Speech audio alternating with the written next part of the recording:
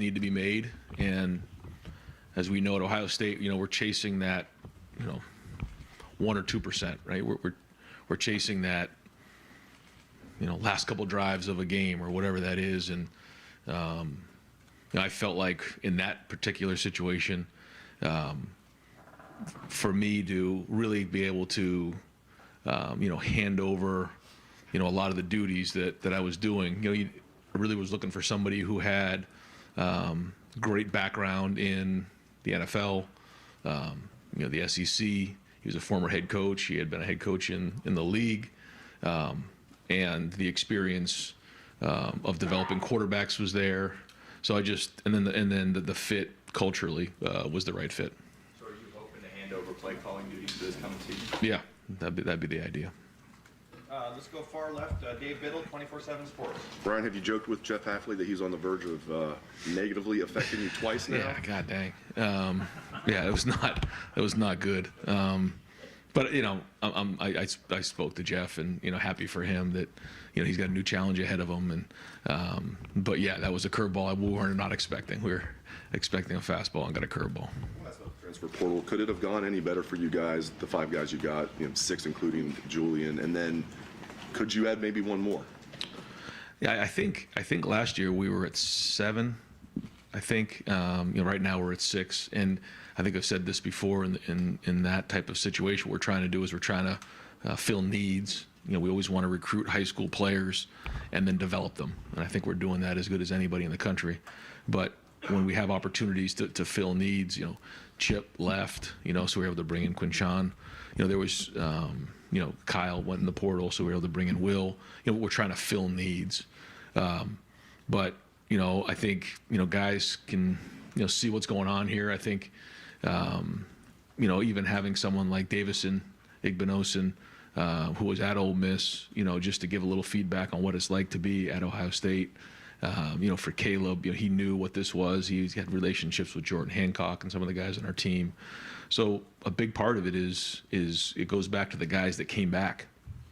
And I think that was the number one thing coming off the season is the guys coming back and seeing that they wanted to be with their teammates and reach their goals. And to me, that's where all this started. So when you think about where JT and Denzel, Jack, Tyleek, Lathan, Travion, Emeka, Donovan. I mean, these are all really high-end players who decided they wanted to come back. And it wasn't for anything other than their teammates, their coaches, the culture, and that kind of set the tone for all of it. And then we started to fill in a couple of the pieces. And like you said, there wasn't a lot. It wasn't big numbers. But hopefully the guys that we brought in can make an impact. Thank you. Fourth row middle, Tony German, Buckeye Huddle. I feel like there's 5 weeks worth of questions that we could ask you. A couple of things. Where do you see Sonny's role now on defense? Is he moving to linebacker? Where do you see him playing this year? Yeah, we've had conversations with Sonny, and he has the flexibility to do a lot of different things, which is great, and he's embracing some of those things. And so as we get into spring, we'll start to figure out exactly how those will all shake out. But that's the one thing, when you see Sonny, he has the flexibility to do multiple things, not only because of his skill set in terms of his size, but also his mental makeup. And he's really willing to embrace some of those different roles, and that's exciting because it gives us a lot of flexibility with the defense. And then is Devin Brown good to go with his ankle? He is. Yep. He's had a really good couple of weeks. That quarterback room is really interesting, seeing the dynamic there of a bunch of guys that it looks like they like hanging out together. And it's going to be a fierce competition this spring. But there's already some camaraderie in that room, and Devin, really has the most experience out of that group coming back, and he's shown really good leadership. Even coming off the last one, a little bit disappointing, being injured and everything, but he's rehabbed well, and he's really done a nice job so far with Mick, and excited to see the spring. You'd like to have 4 scholarship quarterbacks. What's it like now having 5? Yeah, we had to bring in some extra chairs, I guess, but it's good. I think it's healthy, and we say this all the time in recruiting. If you don't want to compete, Ohio State's probably not the right place for you, and it makes everybody in that room better. But it's not just there; it's at every position, and I think they're all embracing it. Far left, Nathan Baird, Cleveland.com. I know Bill's situation has left this kind of awkward purgatory that you're in, I guess, but Did you go into the process with a template that you were looking for and he just happened to fit it? And does that maybe inform what you'd be looking for if you had to pivot to something else? Yeah, there were certain things that, I wasn't just going to make this decision and say, well, we're just going to go in this direction now, throw somebody into that role. It has to be the right person. And I felt like, after spending a bunch of time on it, Bill was that right guy for that right spot at that time. And so, if something were to change, then we'd have to adjust from there. But that was something we, spent a lot of time on to make sure it was right. Decided yet what you want to do with the 10th position, the 5th defensive coach? Do you have a positional specificity of what you want to do with that yet? No, we have some flexibility there. We've had multiple conversations. I think we can go in a couple different directions, but we're still not ready to make a decision there yet. Certainly have talked to people, and probably about a week away there. Third row middle, Dan Hope, 11 Warriors. Ryan, but going back to the quarterbacks, how are you going to manage reps this spring with having 5 scholarship quarterbacks? Yeah, just going to try to get as many reps as we possibly can of team reps, 7-on-7 reps, and we need to get the guys as many reps as they can. It's not just at quarterback; it's at other positions. But that means there'll be a lot of reps out there for the guys. But we're going to be smart this spring in terms of there's certain guys that have played a bunch of football, and those guys are in a different situation than guys who just came in January. And then you have guys that are in the middle there who have played some football but really need this spring to grow and build. And so we'll identify that as the spring goes on to see who needs what reps. But when you have the quarterback room that we have, we're going to need a bunch of team reps to make sure we're developing these guys. They're learning the offense, and for Devin, he probably has the most experience, but Lincoln really doesn't have a ton. He hasn't gone through a spring yet. Will's brand new to the offense. Air and Julian are in the same boat. So we need to get these guys as many reps as we possibly can. So there'll be some long practices. Do you feel like you need to give Will a majority of those first team reps of him coming in, potentially being a starter? What we need to do is figure out, how many reps do you really need to get, at the end of the spring to, be ready to move into the summer. So whatever that is, it's not a percentage. It's just like, all right, here's what we need per practice, and then we'll make sure that we get those reps. I also want to ask you about Tim Walton. Obviously, he's done a lot of good things for you guys recently as a recruiter. What did you see in him coming from the NFL that made you believe he could be a successful recruiter? First off, it's his personality and his makeup, his character. I can't say enough great things about Tim Walton.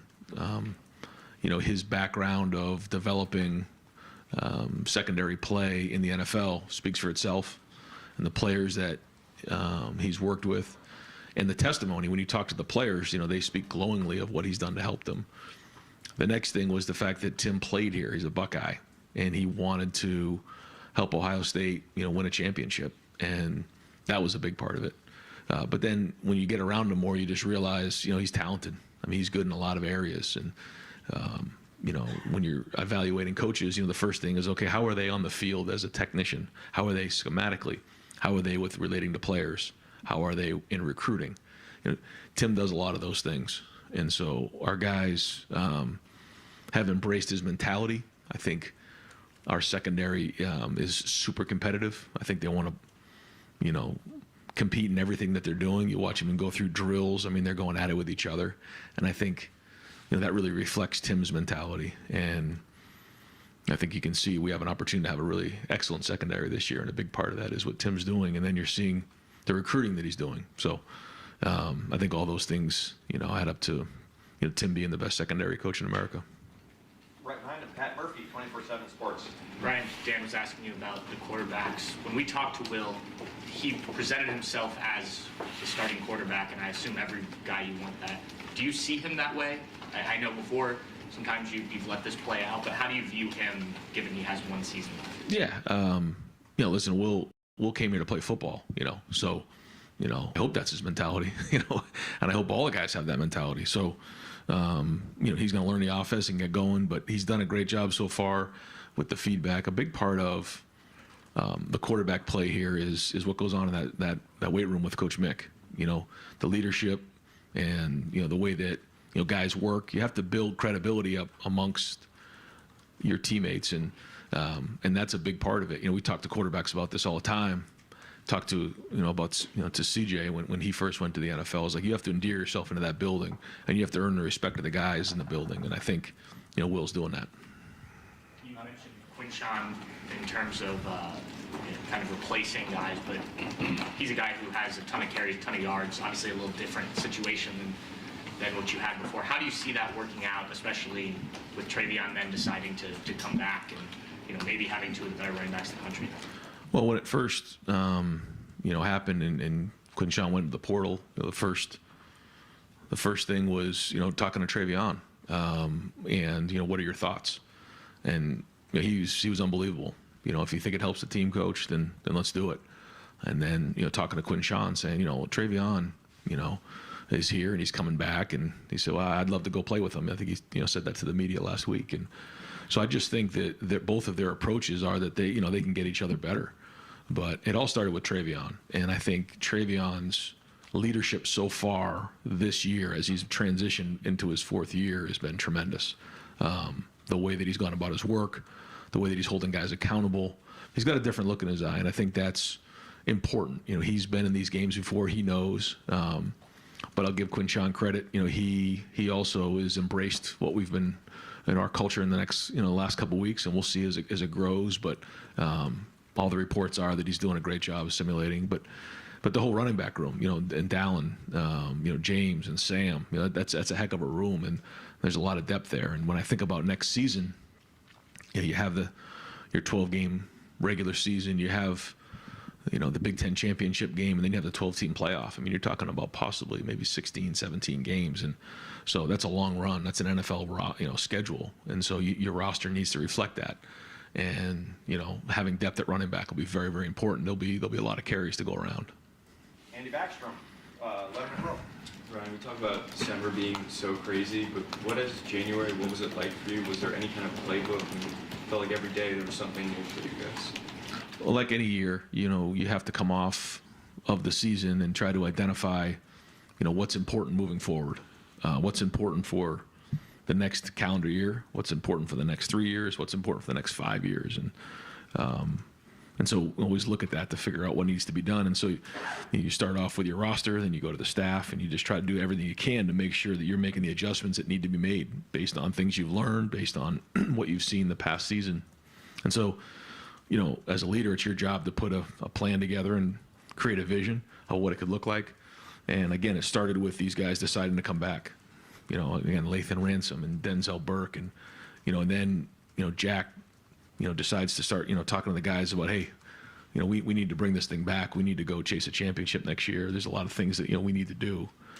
And then Emeka jumps in, and a bunch of guys, JT and Cody Simon, these guys all decide they want to come back. That's where that was the first step, and then the next step was adding the pieces. Certainly, making some tweaks to the staff, and that's just the beginning. Now we have to go to the spring and execute the plan. It's a long road. There's no magic recipe to this thing other than hard work, and we know it's going to be a long run in next January, but that was one thing that I felt like as a leader we need to put a plan together, create a vision of what we want this to look like in the next month, and go to work about executing it.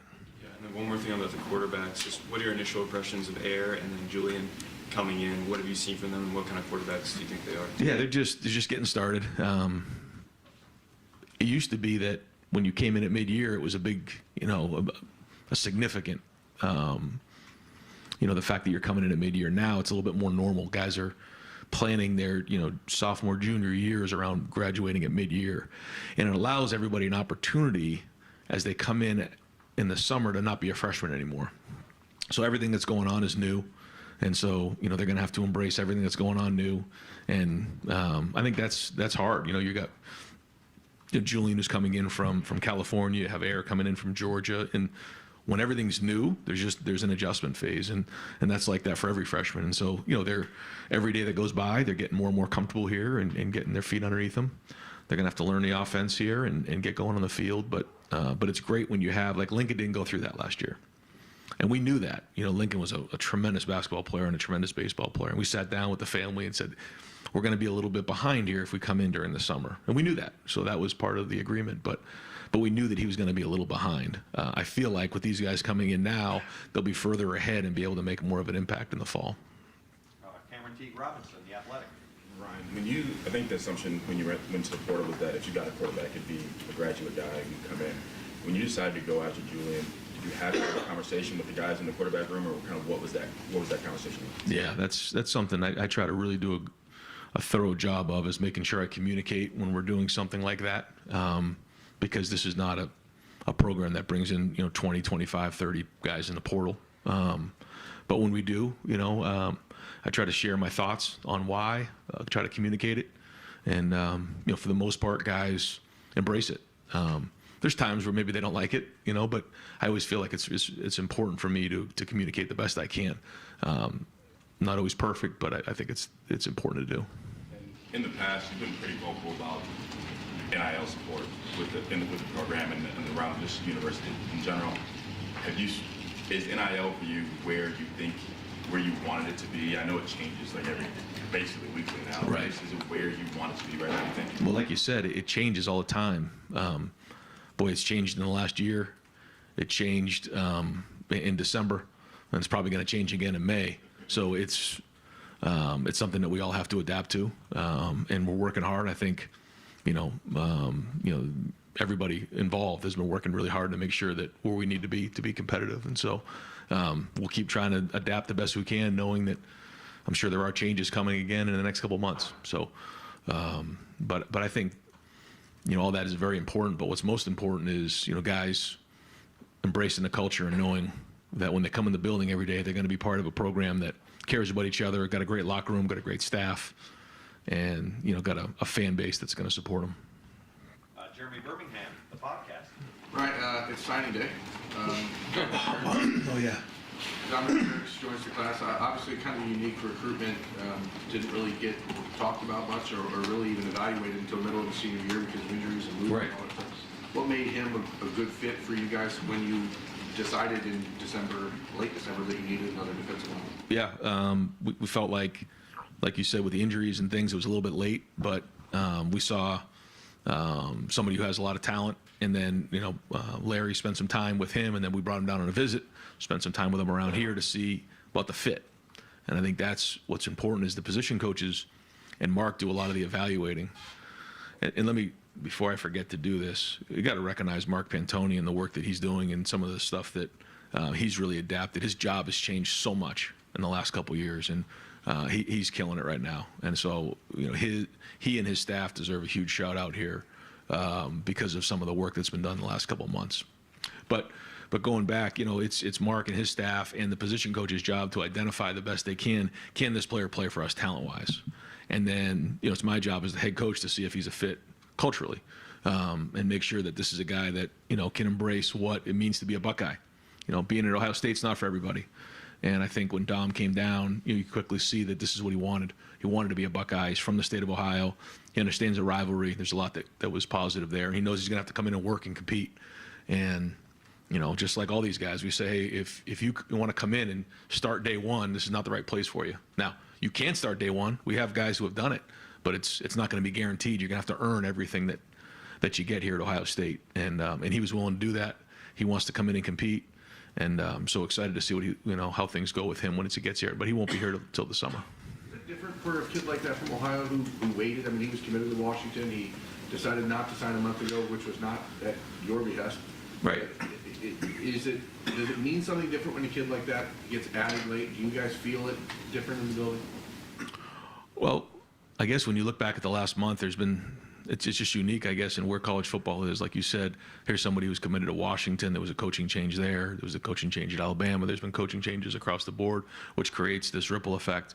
But in particular to Dom, we've had guys, I guess, in the past that have been in the same boat who, in these type of situations, you evaluate their senior film and you go off of that, who want to be at Ohio State. And, that recipe's worked. It has. A lot of guys we recruit early now, we go off of their sophomore film, we go off of their junior film. Here's somebody that we made the decision based off their senior film, and that's just more confirmation he's the right fit. Joey Kaufman, Columbus Dispatch. I know you mentioned you're considering your options for that 10th spot. Philosophically, where are you at as far as whether you want to have a full-time special teams coach? That's something you've had every year since you've been here. Or you can have a full-time guy. You can divide up those responsibilities. Where you at, sort of process and all that. Yeah. You know, there's a lot that comes into that last spot, and I think both of those options are on the table. I feel comfortable going either direction, but finding the right guy is going to be what's important. And you also, Matt Guerreri, you mentioned he might, when that was announced, he could have some additional responsibilities. Yeah. Does that include special teams? And Yeah. What do you think of the hire overall? Yeah, well, I think Matt brings a diverse background in terms of his, you know, he's been a coordinator. He's an excellent teacher.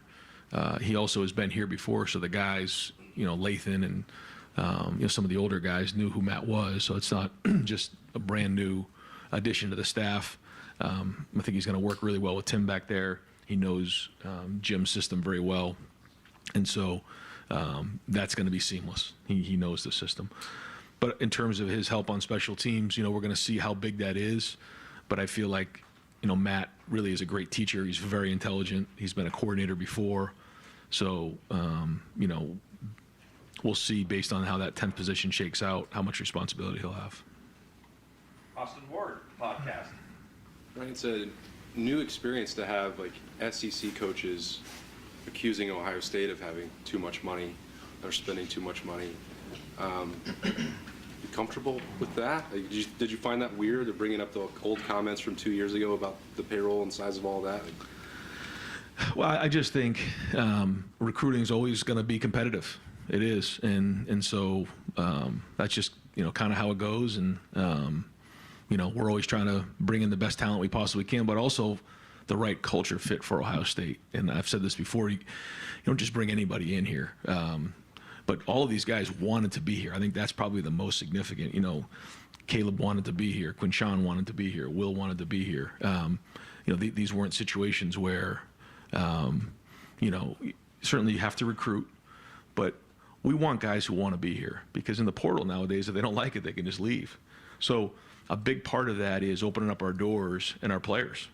You know, really recruiting our guys, and that's, you know, really where I think over time, you know, we've built a culture of development. We've built a culture where guys enjoy being with each other, and that kind of recruits itself over time. And so, you know, we're counting on that to continue to, you know, build us some momentum in the future. But we know recruiting is very, very competitive, and you know, it's our job as coaches, certainly as the head coach, to acquire as much talent as you can, and then, you know, go develop it. That all is in line with the same philosophy it feels like that you've always had. Is there a change in your, I guess the feels like, well, Ohio State's being more aggressive, and maybe that's not the right term for it. The size of the class is not different than a year ago, as you said. Is there administrative support? Is there different NIL support? Is there a different mentality for you that went into, because it does feel different this year, even though you're describing the same thing that you have from years past? Well, I think the administration's been unbelievable. I think Gene's been great, you know, and certainly, you know, had conversations with Ross, and you know, President Carter has been great, you know, but and so that's been huge to, you know, to have that type of support has always been great. But you know, I just think that across college football right now, it's just in a very unique situation when you see, you know, some of the coaching changes, and then, you know, we ended up adding 3 guys from Alabama. It's just, there's a lot going on right now. And so, you know, our guys, again, I think it all goes back, though, to our players coming back. There's nothing more important than that. And so we can, you know, talk about the recruiting, and we can talk about NIL, we can talk about all that, but ultimately you had a bunch of guys who wanted to come back and finish a bunch of business that wasn't finished at the end of last year. And maybe, you know, the guys across the country recognize that. You know, they see our guys, you know, they want to be part of our program because of, you know, these guys. And I can't give them enough credit, because to me, I know we've added some pieces, but the guys who decided to come back, to me, that's the real story. How much larger was that group of guys coming back than you would have projected? I don't know. I always felt like, you know, Marv was a top 5 pick, and that was probably going to happen. You know, although that wasn't like a done deal right out of the gate either. You know, I think, you know, it's hard when you work so hard towards your goals and you come up short, to just walk away from it. And I think that goes to show you not only how competitive our guys are, but how much they recognize what being a Buckeye is and how much they want to be able to come back into this building when they're older and be proud of winning championships and being on the walls and all those types of things. And so I think that's really what it came down to in the end.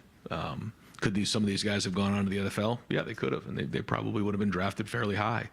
And so when you have a bunch of guys like that shows a lot about the character of these guys and how much they've embraced being in Columbus, being Buckeyes, because some of them are from Ohio, like Jack and, some of the guys, but like not all of them. They're from different parts of the country. But I think having the guys from Ohio, they understand what it means to be a Buckeye, and that's their job to make sure they understand the rivalry. But now they've lived it. They know what it's like. And that's different when, you're Donovan Jackson coming from Houston, or you're, JT coming from Seattle. Now, after a couple years of being in the rivalry and being at Ohio State and coming up short, you want to leave here with something in your pocket, something you're proud of. And I think that's what's reverberating for the building right now. Far left, Whitney Harding, WCMH. Brian, I'm actually going to jump off of that. You've talked so much about the guys coming back. You just did. What does it say about the personality of this team? Every team every year is a new personality. Yeah. But these guys coming back, what does it say about the personality, the drive of 2024? Yeah, I think it's still being forged. And I think it's easy for coaches to put a bunch of slogans on shirts and do those types of things. We're just trying to work. We know it's a long run to next year. And so, we're not getting too worried about some of that right now. What we're trying to do is just work. Just keep building this thing, keep growing, have a great spring, and it's a long journey to next year. And the more veteran you are, sometimes the more you recognize that. You want to all of a sudden fix everything in a month. That can't be fixed in a month. This is a long road to the next year, and I think our guys know that. I think our staff knows that. But there is urgency. There's a great look in their eye, and so we'll see. We still got a lot of runway out here that we got to continue to work through. But the good news is we got the right guys in the seats, and that's what's important. You said you're here at Ohio State, you're always trying to get to the next level. How does Caleb Downs help you do that with this defense that was already amazing last year? Yeah, Caleb's you saw what he did as a freshman. To say, we're all excited to have him part of the program is an understatement. He brings a lot to the table. You guys will learn that. I won't get into all that right now, but his talent is exceptional. But he's already created an unbelievable amount of discipline in his life. He's created the skills to play the safety position at a high level. But I'll tell you, it's fun, because that secondary, they're competitive now. Like, they're not going to take a backseat to anybody. So everyone sat up a little straighter when he walked in, and that was good. But they embraced him. He knows those guys through the recruiting process. So it's going to be some great competition this spring, but he is very, very talented, and what do you have, 107 tackles as a freshman in the SEC, so my goodness, it's going to be fun. Steve Hellwagon, 24/7 Sports. Yeah, Coach, talking to Will Howard, it seemed like the timeline for him, he settled on you guys, and you guys may have settled on him a few weeks before it actually kind of went public, I suppose, and he admitted that he put it off or didn't want to preempt the bowl game and different things like that. Just, can you speak to maybe that whole process, and was he a guy that you guys, as soon as he went in the portal, I don't want to say before the Michigan game or, after the Michigan game, whatever, that he was a guy that you guys were targeting? Yeah, I think when you look back on December and, the coaches had a meeting at our conference and just talked about what December is like. And, first off, having to go on the road, having signing day, preparing for bowl games. Now we're going to have to prepare for the playoffs, the portal being open. December is really a nightmare. And the way that it's all designed right now is chaotic.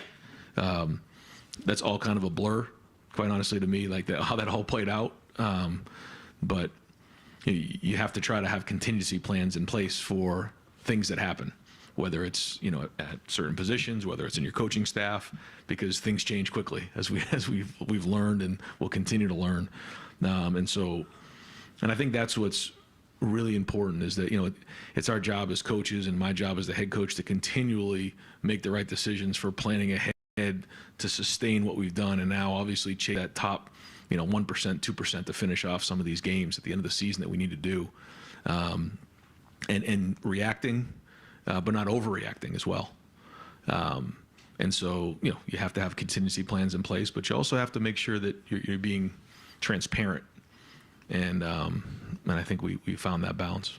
Bill O'Brien process, Coach Belichick retires and Bill's now available. And in that process, I presume you talk to other people. So if, in the possibility that Bill O'Brien leaves, can you go back and have conversations with other people? Like, what would that look like? And I know this is all supposition. Yeah, no, I get it. But that's what we're talking about, contingency plans. Yeah. Yeah. But again, it isn't just one of those situations where you just, take out one guy and put another guy in there and it's like, okay, move on. It doesn't work that way. So, but yes, we did talk to different people for that position, and, we'll have contingency plans in place. Hopefully we don't have to go down that road. But if we do, then we'll adapt. Last thing I want to ask about offensive line seemed to be the Achilles heel, obviously in the bowl game.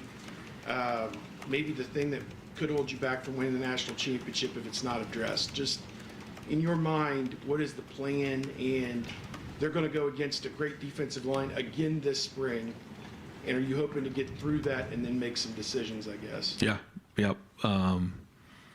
Just having Bill just, watch the film and see our guys out there and having, he knows Seth, adding that piece to the puzzle was critically important. But just, the feedback that just a fresh set of eyes. What do you see? And he sees some talent. He sees some guys who are good, and he sees depth. He sees some young guys out there. So, like you said, we're going to have a really competitive spring and kind of see where we're at. But the idea right now is that we have enough to go win a national championship with the guys that we have in this building right now. We come out of the spring and recognize that we don't, then we'll have to go from there. But there are some really good young players in that room, and there are some guys now coming back with some experience, and that should matter going into next season. Far left, Mitch Stacy, Associated Press. All right. Mitch. You talked about the issues involved in getting quarterbacks enough reps in spring and even in the preseason to determine who your starter is. I mean, what's the philosophy of adding these guys and putting 5 guys in the quarterback room when, how are you going to be able to evaluate? I mean, there's just not enough reps, I'm guessing, right? Yeah, we're going to try to do everything we can to get him as many reps as possible. Certainly the Julian thing was not something that we planned on. When you sit back at this time last year, you don't say, okay, here's how we're going to look at this point next year. But when it became a situation that was available, we felt like it was something that we could really enhance the room, and so we did it. And we've had situations before where that room has been crowded, but the cream usually rises to the top on this thing. And so we're going to do everything we can to get as many reps as possible, and then rely on, myself, Bill, our experience of seeing quarterbacks over the years and recognizing the traits that it takes to be a starter. And figuring that the cream that doesn't rise to the top is probably going to hit the transfer portal at some point. Yeah, we don't really focus on that, but we'll just kind of focus on developing the room, and we go from there, because we can only control what we can control. And I think that's part of the process right now. It's just the way things are with the portal is you can't hold somebody back. If they want to go, they can go in the portal. And that's part of, being transparent in the recruiting process, knowing that each room is going to be super competitive. And then we try to adapt the best we can from there. Andy Anders, Lebanon Warriors. Going back to the offensive line, have there been any conversations with Josh Pryor about potentially looking at him at guard this year? And I guess where does he stand? Yeah. Josh has a little bit of a swing capability there, so he's going to be on the right side right now, and we're going to take a look to see what the right combination will be on the right side now that we lost Matt. He's going to play tackle. He's going to play a little bit of guard, and we'll kind of see how that shakes out as the spring goes on. But he does bring some flexibility there, which I think is good for his long-term football career as well. Going on to the NFL and going onto a team and being able to play guard and tackle is valuable. So we'll see. There's certainly things that I think, being a first-time starter there this year, that he did well, but certainly areas that, if we're going to reach our goals, he's going to have to improve on. He knows that. But playing guard is something that we'll take a peek at this spring and see if that's right. But his feedback is important too. You have to want to embrace these type of things, just like with Sonny. It's the same thing when Cade made his move, Steele made his move. When guys make those moves, you really want guys to take ownership of it. Not just because the coaches told you to do it. So his feedback will be important. He's been in the program for a while, and he's a guy that has leadership and leadership capabilities, which, as we know, is important, because if we're going to win games in November, December, and January, it's going to start in the offensive line. And then where, as far as that right side goes, where are Tegra and Luke at as far as competing for those? Big spring. Yeah, huge spring for both of those guys. And that's not the only guys. I mean, there's a bunch of other guys in that room. This is a huge spring for them. And even the guys who came in the summer. I think about Lincoln, I think about Arvell, I think about some of these guys that haven't had a whole spring to really go to work on. So excited. And the more reps those guys get, just like the quarterbacks need, the better. And we'll have a better idea of it. But having, mat drills, having some of the workouts and the runs and all those things will allow them the opportunity to have a year of experience under their belt. Physically they're where they need to be, mentally where they need to be, learning the offense and defense. And I think I'm hoping this is the most competitive spring we've had since I've been here. But we'll see. Right behind him, Tom Moore, Buckeye Huddle. Last time we were in here with you, we got to watch you process the Jeremiah Smith news in real time. Took a little while before that tweet came in, I think the next morning maybe. What was that day like for you? And then what have you sort of heard about Jeremiah, since he's been here? Yeah, he's jumped right in. You guys have seen the talent. The talent's there. I think the thing that's been most impressive to me so far is his discipline that he's already built in his life, and then the skill of playing the position at such a young age as well. And Harden and everybody will continue to build on that and grow on that, but has had a great approach so far. So certainly expecting big things from him. Yeah, that day was a long day. It was a crazy day. Haven't had one like that before, but you're also talking about the number one recruit in the country. And in terms of bringing in a play caller, obviously there's that's going to impact your life a little bit during the week. Yeah. In some of the late game kind of moments where Notre Dame's got the ball, you're trying to manage the clock, you're trying to figure out how much time you're going to have, all that stuff. How much does having someone, whether it's Bill or whoever else is involved, how much does that help you with just handling all the stuff in your head and multitasking all of the stuff in your head in those kind of close and late moments? Yeah, that's a good question. I think the first part of the question was how much will it affect the day-to-day. I think that goes back to, how much will I be involved with special teams, based on, the offensive coordinator's role, and so that will affect a little bit about the 10th position. But yeah, in game, I feel like when you're calling the game, you have an idea of, okay, should you go for it on 4th and 2? Well, do you have a good play? It's one thing if you don't have an idea what the play is you just go for it. Well, then you don't have a good play. I feel like when you're calling the game, you're a little bit more of control of the situation. You know what's going on. You can, if you don't like the look, you can call a timeout. There's just so many more things when you're actually calling the game that you're in control of. But I do think, having somebody else call the game will allow me a little bit of a step back and see things from a wider lens of, okay, how's the defense how's it going with the defense, the special teams, overall, kind of step back a little bit and have a little bit of a different perspective. There's pluses and minuses to both situations. We can sit back and look at, stuff that went on in the playoffs, our game, when do you go for it, when you not go for it, decisions that are made. And listen, we can second guess all those things, but I do think being able to step back will give me a little bit of a wider lens on things. But there's a lot of guys, who in particular in the NFL, who call it, who are also making those decisions in game. I think they do a great job. So I think you have a good feel for what's going on in the game. You have a little more control. I guess sometimes you can get a little bit laser focused on what's going on in terms of the play call as opposed to maybe sometimes the situation. So I think those are the pluses and minuses of that. Brendan Gooley, Buckeyes Now on Sports Illustrated. Ryan, maybe building off that a little bit, How hard was it for you to give up play calling or to say that's your intention if it's? Well, I haven't done it yet, so we'll see. But I know that that is an ideal situation moving forward. I know that it has to happen. There's so much that's going on right now in college football.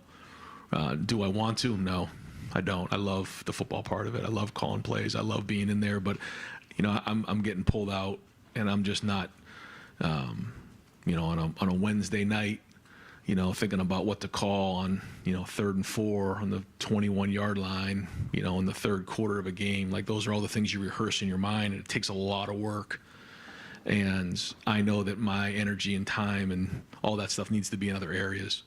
And especially with everything going on right now across the board, just with the team and the portal and NIL and just all those types of things. So I know that's the right thing to do. But now making sure the right person's in place was critical when we hired Bill.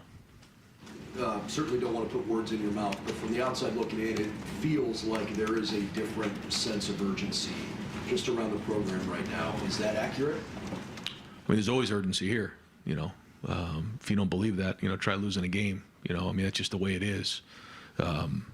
So we always have urgency, but I think, it goes back to the guys that decided to come back. You're talking about 6 or 7 guys who were probably projected in the first 3 rounds decided to come back. And then you're seeing, a bunch of momentum that way.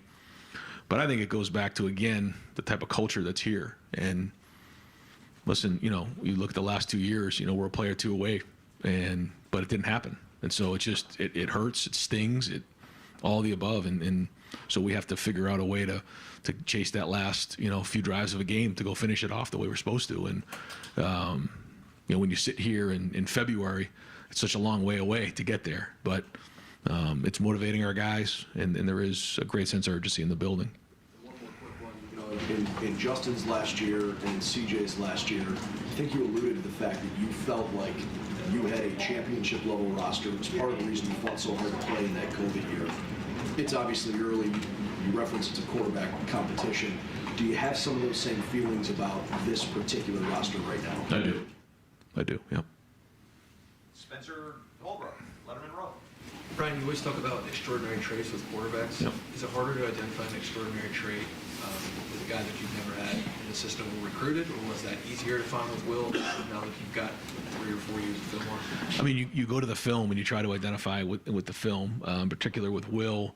I like his competitiveness. I like his toughness. I think, Mick would tell you that he sees that every day in the weight room right now. He's a guy who won the Big 12 championship. He's a couple, a field goal or whatever away from beating Texas this year. He's got a, mature approach about him. And, he's got the ability to throw the football. He can, when he needs to run, he can run. But he's big. You see the size of him when he gets up on you. He's a big guy. So there's a few things there that you really can grab onto. You went into the portal and got Seth and Caleb. Their last game was in the Rose Bowl, obviously, against Michigan. Yeah. You guys take that game so seriously. What were the conversations like with those guys about that and understanding the rivalry? Did you think that it was a little easier for them to understand the rivalry, considering they just had their season ended by that team as well? Yeah, no, they verbalized that, then so they were able to get on board real quick with that. In particular, Caleb knows. I mean, he went through this thing. We were right down to the wire at the end with Caleb, so he knows. But then, but Seth as well, coming off of that last game, they know what's coming at the end of the year. Stephen Means, Cleveland.com. I mean, you just admitted this. You didn't really want to give up play calling, but it just seems like, and maybe this is fair or not, college football isn't going to allow you to be able to do that part the same way that you see in the NFL with head coaches who still call play. Yeah, I mean, it's become very difficult to do that. Yes. So we were asking questions about this a year ago, and you hadn't quite gotten there yet.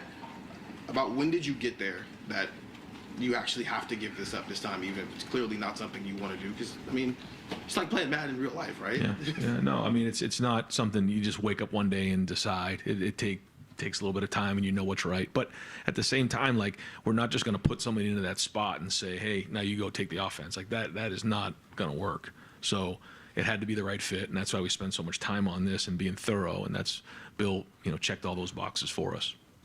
So in those how does your time get split up? Do you envision when the season starts, and how much you're meeting maybe with the offense, maybe how much you're meeting with the defense, and just all the other things you have to do in a 24-hour period. Yeah, I think that'll be something that's new for me. Right now, it's more of, continuing to do what we've done with the Ohio State offense, but then blending some of Bill's ideas and being in there to make sure that we can connect the dots.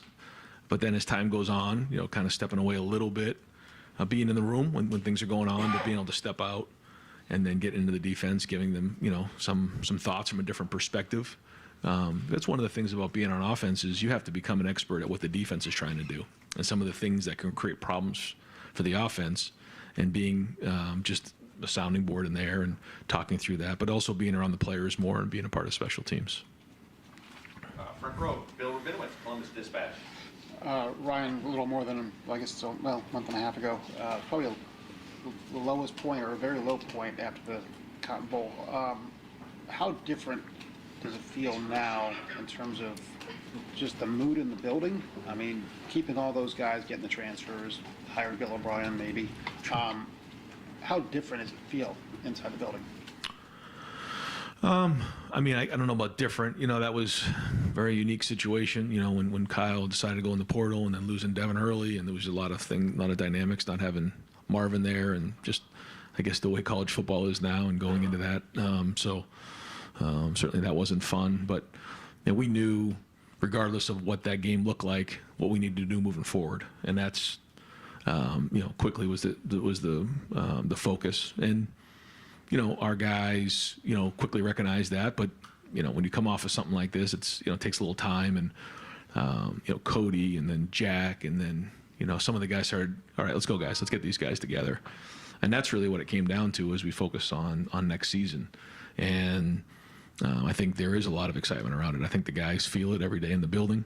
So, now we got to go execute it all, but it's a long way till next year. But certainly, the right guys are in the right seats. And so that's exciting. And just fired up to see what this spring looks like with these guys on the field. Talk about embracing the pressure that is coaching Ohio State. Michigan loses Harbaugh, they lose their nucleus. All the pressure is going to be on you next year. How much do you embrace that there is an all-in feel, even though obviously you don't lose all your chips if you don't win at all. Yeah, sure. But there is that kind of feel. Again, I would say it's like that every year. And I watched C.J. Stroud get up there and say that pressure is a privilege, and I think he's so right about that. And we have an opportunity with an unbelievable team to go attack this thing next year, and that's what it comes down to. And to see the fans and Buckeye Nation, kind of buzzing over the last few weeks about this team and getting behind this team and building it. I think the guys feel it. A long way away from the season, but pressure is a privilege, and these guys have an opportunity now to go have a great season, knowing that it's a long way away and there's a lot of work to be done. But again, when you look at the team, we got the right guys in the right seats right now. Now, what kind of leadership do we have? There's a lot of things that now we need to go attack, but I think we all embrace that, and that's why we're at Ohio State. One of those additions, Seth, you talked about him a little bit. Yep. How important is it to have a center who's experienced and can handle that, because that's the captain of the offensive line? Yeah, when you have guys who have been in the program before, it helps. But just having guys who have played football before at center, quarterback is critical when you're looking to win every game, which is what we're trying to do. So he's played in the SEC championship. He's played against really good players in the SEC. He's been a part of a great program. So he brings something different to the table. And I think it's actually been good for our guys to say, so how is it different than what you did at Alabama? Because those guys don't know, and they get a little bit of feedback there, and it's good. It gives them a little bit of a different perspective and reference point. And I think those guys have embraced, not so much Julian because he was only there for a little while, but for Seth and for Caleb, even Quinshawn and some of the guys who are coming from a different program, to say, okay, here's what we did there. This is what's different here, and so that's been good for our guys. Douglas Maurice, Kings of the North.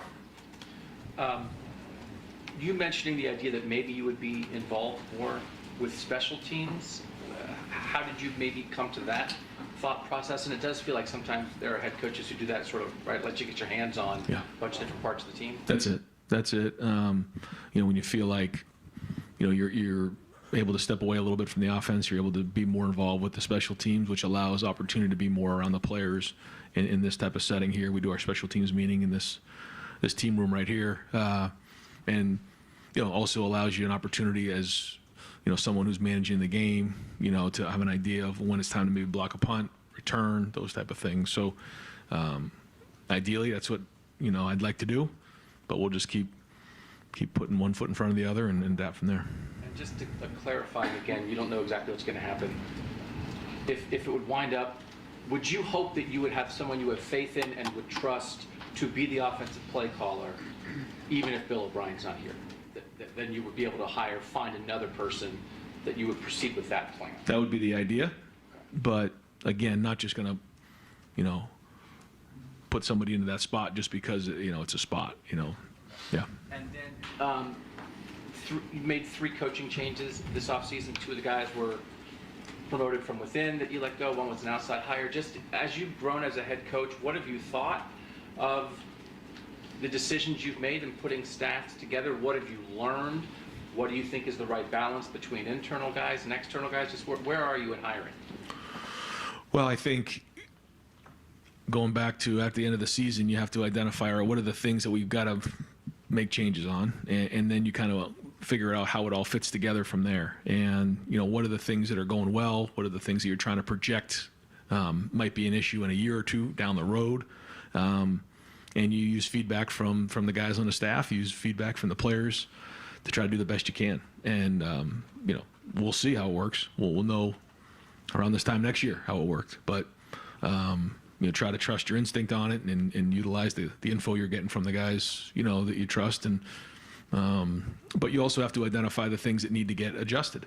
And I think that's the key is reacting but not overreacting. And I think that's not always easy to do here. Because when you lose a game, there can be a lot of panic. And what I try to do is make sure that I'm not doing that and just make sure I identify the things that need to get fixed and get them fixed so that we're in a better place at this time next year.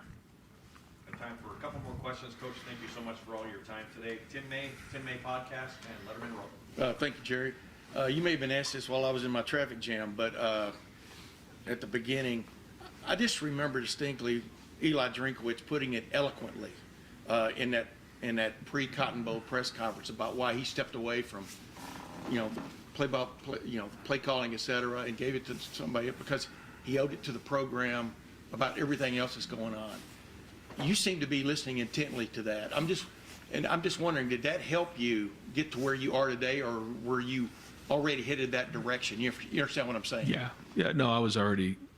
I think remember a year ago I was still kind of going down that road. It didn't quite work out that way, but I knew as the season was going on what needed to happen. But again, the key is finding the right guy. And because it's one thing to make that move, but if it's not the right person in the right spot, that doesn't do us any good. I mean, this is Ohio State. Like we can't have a bad day. We're not allowed. So it's a very, very unique person who, let's call it for what it is. The expectation here is we score 60 every game, and when we don't, it's like, what happened? So, that's a very unique person who has a tremendous background, and there's a lot that comes with the season. It's all about building towards the end of the season and then winning the games at the end of the season. And I think that's something sometimes that can get lost here. Like, playing in the Big Ten is not easy. There's going to be, we have to play on a road. There's going to be some of those trap games. There's going to be things along the way that we have to do. We know that next year we have a great schedule. We have 8 home games. We got to play at Oregon, got to play at Penn State, and then we get the last one at home. And so it's a heck of a schedule. But we know it's going to be a build up towards those games. And so we have to have, a great idea of where our identity is, but playing our best football at the end of the season and making the right assumptions along the way. And when you come to Ohio State, it's unique in some of the other places. It just is. And like I think about like when Jim got here his first year, did a great job, but then you look at where he was in year 2. And we're going to be even better in year 3, I can tell you right now. And it was the same thing, when I got here. You learn a little bit in year 1 as a coordinator. You learn a bit, and then, you understand what you're working towards the end of the season. That's not the way it is everywhere else. It's not like that in the NFL. It's not like that at other schools across the country. So it's a very unique person in that situation, and so we had to find the right guy. We've watched you grow as a head coach. At least I have. I mean, because you hadn't been a head coach. And Stephen, I think, asked you this a while ago, but it would seem like the funnest thing you ever would get to do would be to call plays. I mean, you understand what I'm saying. I mean, you almost stepped away from that last year, like you talked about and stuff. But now, I mean, what do you find the most fun in other than calling plays? If you follow my drift of your job, what in this day and age of I wouldn't call anything right now fun. You know what I mean? It's what you do. Fun will be winning next year, but you adapt. You have to change, and I understand the reason why I had this opportunity is because what went on the offensive side of the ball. But then that's not the role that I'm in anymore, and have to make that adjustment, and certainly understand that and embrace it. I think the thing that you have to really love is the interaction with people, driving people, and whether it's the players on the team, the staff, and being a leader and being steadfast moving forward and not rocking the boat, being steady in the boat. That's kind of the term that I use all the time when all the seas are kind of rocky. You got to be steady in the boat, and I think as a leader you have an opportunity to show your character in defining moments, and I think that the guys appreciate that. I think that's probably the thing that I have learned the most. And so I think we have the right group of guys coming back. We've added some good pieces, and the staff is coming together. We're almost there. And so, we put everybody in this room right here, and we go swing towards next season. So, just because, it's a different role doesn't mean it's any, less fun or more fun. It's just a different role. And everybody has to embrace their role. I think that's the other part of it, is you got to, if you're the running backs coach or you're the secondary coach, you got to be the best coach in the country. And I say at Ohio State, if you can't do it here, where the heck are you going to do it? If it's, like what Tim's doing right now, BIA, best in America. Like, if you can't be BIA at Ohio State, where else are you going to do it? If you can't be wide receiver like, where else are you going to do it? And so I challenge our coaches all the time. Like, when you come to Ohio State, if you can't do it here, you can't do it anywhere. And so that's where we need a bunch of guys who are experts at their position. And my job as the head coach is a little bit different than maybe it was a few years ago. Are you close at all with James Larnicer? Do you want to see another year out of him and stuff? I mean, like I was talking about on the radio this morning, I mean, the biggest change for anybody becoming a full-time assistant coach is the recruiting aspect of things and stuff. Have you been impressed by him in that role? I mean, just what's your take on that aspect? I have. I've been very impressed, and I think he's got a really bright future in coaching. He's only been doing it a couple years, but playing has allowed him an opportunity to give him perspective, but he also has credibility with the guys, and so he's had an opportunity, and that was a part of it too, is being able to get on the road for a couple weeks, and he had never done that before because he didn't come up as a coach, so that was good for him to get out there, and he's done a really nice job, and he's a big asset, and we'll kind of figure out what that all looks like moving forward, but I've been impressed with his ability to coach because it's different than being a player. One last quickie. Do you have a special or favorite Clay Hall story? He's retired. I heard, yeah. When did you announce that, Clay? 3 years ago, and I finally. No, Clay's been great. Clay's been he's been a gentleman, and I know everybody has a job to do here. And, sometimes that means being critical of the head coach, and I get that. But Clay's always been a gentleman, and I know he's going to be missed around here. Appreciate you, Clay. We're going to let him have the last question, but first, Bill Landis, Kings of the North, and the podcast. Ryan, how much do you and Bill kind of speak the same language in terms of terminology, scheme, or is there any kind of adjustment there? And then what will the dynamic be between, here's the Ohio State playbook, call it from here, or how much autonomy does he have to add to that, enhance it? Yeah, it's been great for him to come in and kind of learn what we've done, so there's a reference point there, and then infuse some of his thoughts and ideas and tweaks and say, wait a minute, because when you've been in a system for as long as we have, we call it this, but that doesn't make much sense. Well, it's because in week 7 we just decided to call it this. Well, let's kind of reorganize that. Nothing needs to be touched in this area. This is good, and it's great to come in with a different perspective to say, all right, if I'm coming in and I'm, last year, Josh Simmons. So why do we call it this? Well, it should make more sense, and so. Having Bill come in and saying, this would make more sense in terms of teaching it this way, has been excellent. And so we've had those type of conversations. we're not all of a sudden going to change the terminology or what we do. And I think that's important as well because, you just never know when a coordinator is going to be here or when he leaves. So we can't go changing the offense because, you just don't know how things are going to shake out. But at the same time, it's great to have some of that collaboration. And I think I've always watched Bill and what he's done. I watched with the Patriots. I was like, obsessed with that and what they did there. But I also what he did with the Texans and Deshaun Watson there, those first couple of years. And I studied about their empty package and what they did. And then obviously watch very closely what he did at Bama. So there's just a very diverse background there and a lot of respect over the years. I think on both ends, he watched what we did here. So it's been great so far. It's been great. And with Will Howard, it was funny to me. We talked to him last week. He's a guy that has 1,000 career rushing yards, and he says, I don't really fancy myself that much of a runner. How did you guys evaluate that skill set on film when you watched it? Do you have an idea yet of how you might embrace that with him? One of the things we got to do to win the last game of the year is run the football. And in order to do that, you want to have somebody that at least needs to be accounted for in the run game. If the other defense says, well, he's not a threat at all to run, that certainly changes the angles, changes the numbers, leverage, all the above. And so that was one thing that I wanted to make sure we had. And I think when you look at the guys we have on our roster right now, they all have the ability to do that. It started with that. Then from there, okay, how do they throw the football? What's their size? What's their intelligence? All those things. But we wanted to make sure there was enough of it. Doesn't need to be running around doing all kinds of, running with the ball, but needs to be able to at least be accounted for by the defense. Mike? Is Caleb Downs a day one starter? Well, he was a freshman All-American. I think he was a second-team All-American, so he certainly will be hard to beat out. But hey, you got to come and compete. You got to earn it. Nothing's going to be given. Nothing ever has been given. That goes back to when Justin came in, Justin Fields. He had to go earn it. And, we're not going to change that here at Ohio State. Now he's tremendously talented and, excited to make sure, we give him as many opportunities as he possibly can in all different areas too. You saw him as a punt returner. I watched him play in a high school game against Buford and he was running the ball. And so we even talked about that, maybe line him up in different things. So there'll be a lot of opportunity next year for Caleb Downs. Coach, thank you very much. One last thing. Go ahead. Just because you're retired. Can you talk about the pride that you feel in RJ getting that Marshall offer, or can you discuss it?